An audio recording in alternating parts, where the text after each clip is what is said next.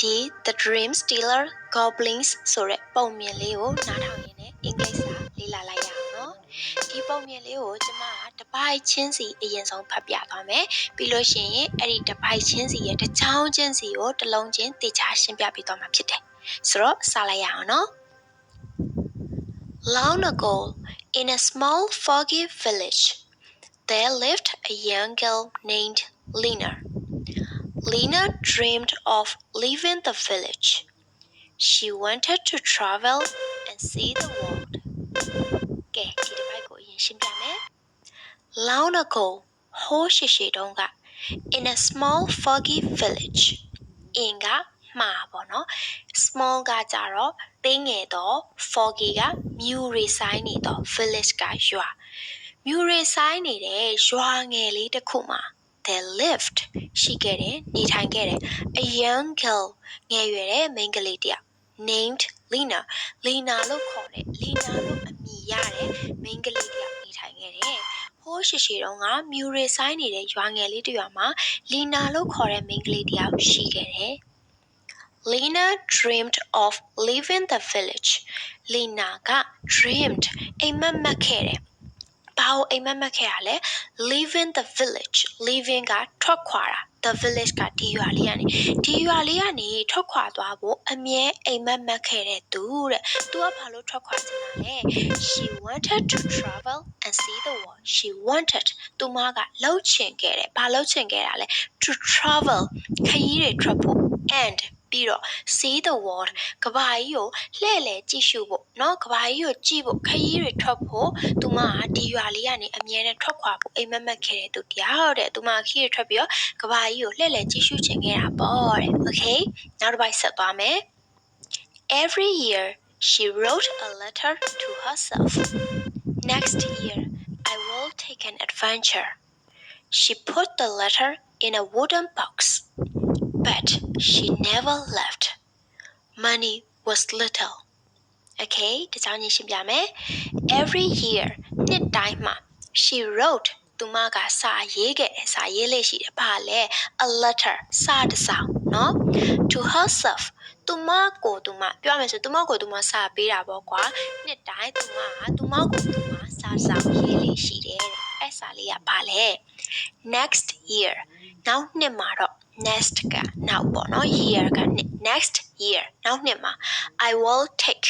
ငါယူဆောင်မယ် take ကတိုက်ရိုက်ပြောရမယ်ဆိုလို့ရှိရင်တော့ယူသည်ပေါ့ကွာဒါမဲ့ဒီအနောက်က adventure ကစွ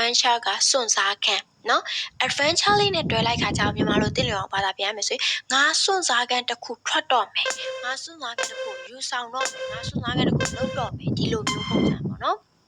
ဆိုသူမကနှစ်တိုင်းသူမကိုသူမစာဆောင်ရေးတယ်နောက်နှစ်မှာတော့ငါစွန့်စားခန်းတစ်ခုထွက်တော့မယ်လို့နှစ်တိုင်းစာဆောင်ရေးတယ်ပြီးတော့ဘာလုပ်လဲ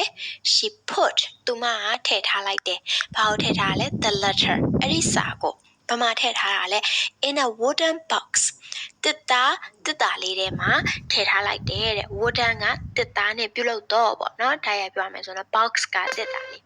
ဆိုအဲ့စာကိုသူမတစ်သားလေးထဲမှာထည့်ထားလိုက်တယ်But ဒါပေမဲ့ she never left never ကဘယ်တော့မှတစ်ခါမှ left ကထွက်ခွာသည် never လေးနဲ့တုံးတဲ့အတွက်စာကြောင်းက auto အငင်းပုံစံဖြစ်သွားရပေါ့နော်ဒါမဲ့သူမကဘယ်တော့မှမထွက်ခွာခဲ့ဘူးတဲ့သူမကိုသူမစာရီပဲရေးနေတာထွက်မသွားခဲ့ဘူး money was little ပတ်စံကနည်းနေခဲ့တယ် money ပတ်စံက little ကနည်းတော့တင်းငယ်တော့ပေါ့နော်ကဲအဲ့တော့နောက်တစ်ပိုက်ဆက်ကြည့်ရအောင်Fear was big, so she stayed. Every year she wrote again. Next year, I promise. Years passed. Her dreams became quiet. Okay, ဒီကြောင်းရှင်းပြမယ် Fear ကြောက်စိတ်ကနော် Fear ကကြောက်ရွံ့တော့ကြောက်စိတ်ကြောက်ရွံ့မှုပေါ့နော် was big ကြီးမားခဲ့တယ်ကြီးစိုးနေခဲ့တယ် So ဒါကြောင့် she stayed သူမဆက်ပြီးတော့နေခဲ့တယ်ပေါ့နော်ရွာမှာပဲဆက်ပြီးတော့နေခဲ့တယ်တဲ့သူမကပတ်စံလည်းနေနေတယ်ကြောက်စိတ်တွေကလည်းကြီးစိုးနေအဲ့တော့ရွာမှာပဲဆက်နေတယ် Every year she wrote again နှစ်တိုင်း every year ကနှစ်တိုင်း she wrote သူမစာရေးပြန်တယ် again နောက်ထပ်သူမစာရေးပြန်တယ်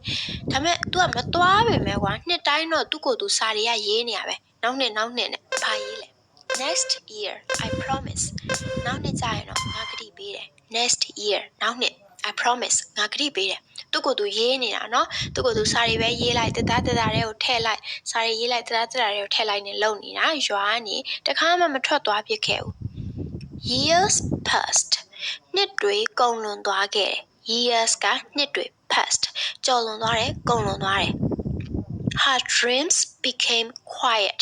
her dreams သူမရဲ့အိမ်မက်တွေက